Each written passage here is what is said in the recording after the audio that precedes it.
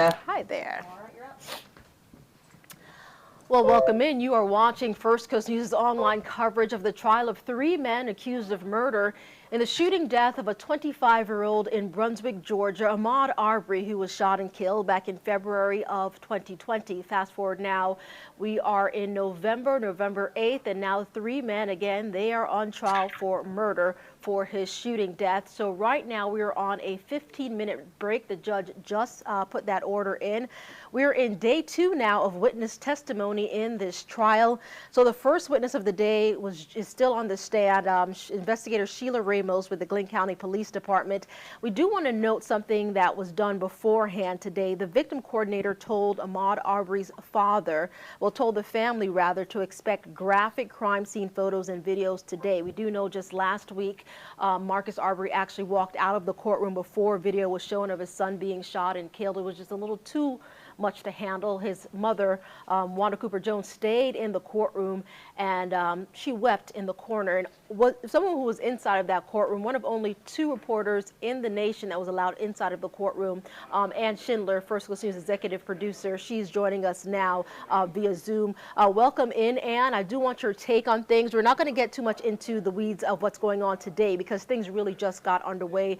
But if you can, give us some details about Friday, because there was so much to unpack between opening statements and witness testimony. So if you can, take us back to Friday's opening.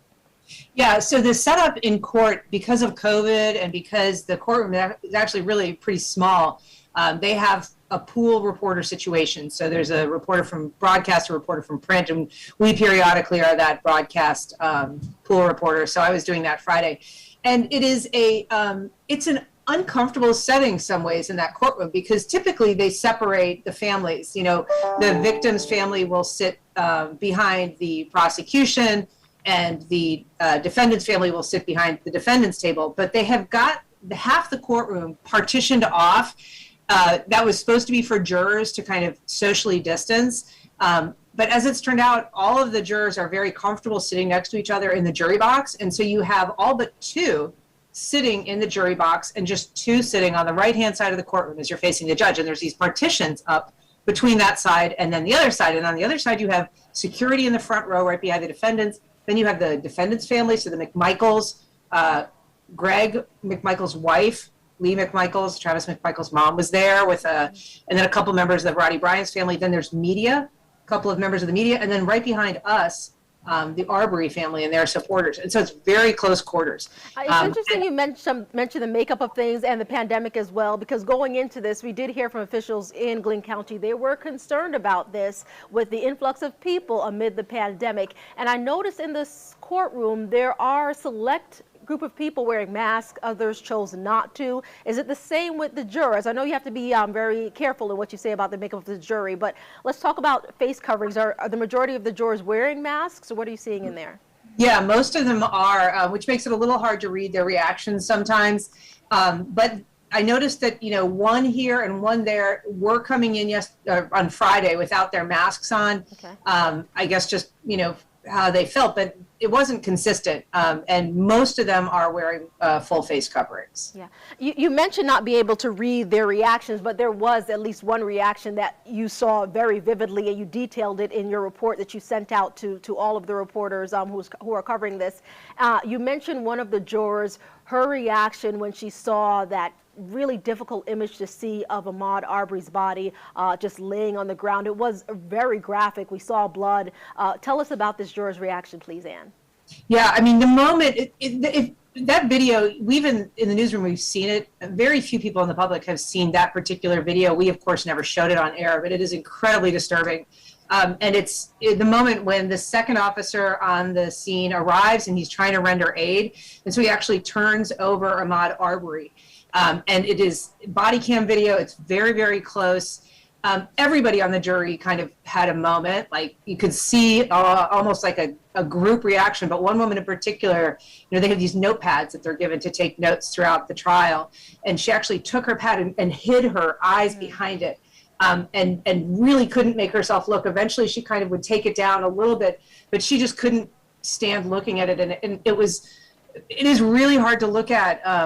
You know, at the same time, Ahmaud Arbery's mother in the rear of the courtroom was sort of like almost, you could tell, like forcing herself to look at the screen. She just wouldn't take her eyes off of it, watched it intensely, and then, just kind of dissolved into tears after a while. But it really emotional, vivid, kind of really hard stuff to watch. Yeah, I can see from your reaction right now.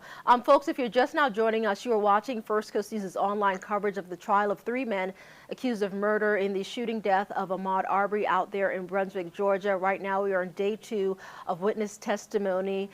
Things got started last week Friday, with the opening statements with 2 of the defendant's attorneys, as well as one of the state pretty much gave their opening statements.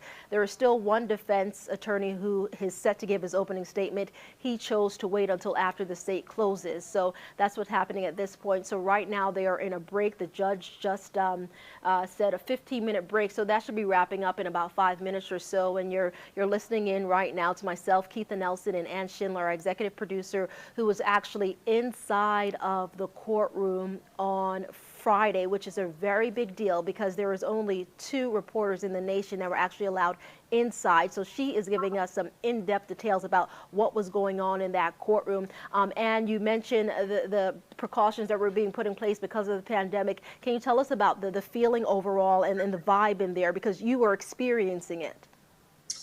So it's, in terms of the defendants, the environment that surrounds them is fairly casual. They're seated at this L-shaped table all together. They each have 2 defense attorneys, and there are marshals that take them back and forth to the bathroom or wherever they go on their breaks. But once they're seated in the courtroom, it's a fairly relaxed atmosphere. Aside from the arguments, which can get confrontational in terms of like objections from one side or the other, the prosecutor and the defense attorneys are all fairly collegial. And so the setting inside the courtroom is fairly relaxed, except as I said, this sort of dynamic that happens between these, now that we've got families in there from both sides. I mean, up until this point, we didn't have anybody representing the families of the defendants. So Friday really was the first time that we saw them in court, not necessarily interacting with the Arbery family, but, like I said, it's such close quarters that everything that's said is kind of audible, overheard. There were some comments that one of the attorneys that represents Wanda Cooper Jones, Ahmaud Arbery's mother, Lee Merritt, he was there, and he was sort of audibly challenging during a break, some of the arguments that were being made on behalf of the defense, talking about it in a natural voice, but right there are the defendants, mother, whatever, mom and wife, and family members. And so it is just a little bit of a strange dynamic to have them hearing all of this,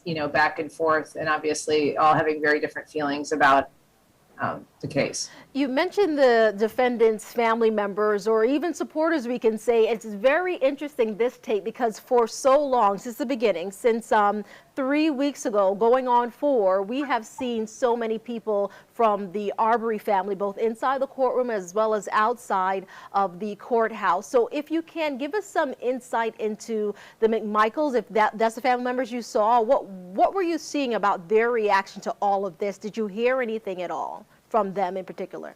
Well, it's interesting. Lee McMichael, who's the mother of Travis McMichael, initially when they were showing the police body camera video, left, as did Ahmaud Arbery's father. But then, and in fact, one of the defense attorneys came over to her and said, "No, I think it's smart. It really is graphic. It may not be the kind of thing that you want to see." But there was a lot of technical delays. They were having a lot of technical issues with a lag time in the video that they were playing for the jurors. And so during that interval, she came back and she ended up staying through that that additional testimony. She's had some reactions as well to the video as it played, kind of shaking her head. Obviously she's got a different perspective on what transpired and what led to the incident, but I think anybody watching it has the same reaction of, just a visceral, it's difficult to watch. And certainly she seemed to experience that as well. And I think probably even the defendants to some extent, although they, are very composed, and are not showing any reaction of any kind. I think that they've been very schooled on how to, not show any kind of reaction to any of the testimony is sort of important, I think, for that. I want to ask you about this, Anne, because from the outside looking in, it appeared as if William Bryan was taking very detailed notes throughout the entire thing. And I'm just going off of what I saw because I wasn't in the courtroom. You were. Were you seeing the same thing? Yeah, he seems to be, and he was doing the same thing throughout jury selection. Okay. Just, copious notes. I mean, he's kind of filling these yellow legal pads.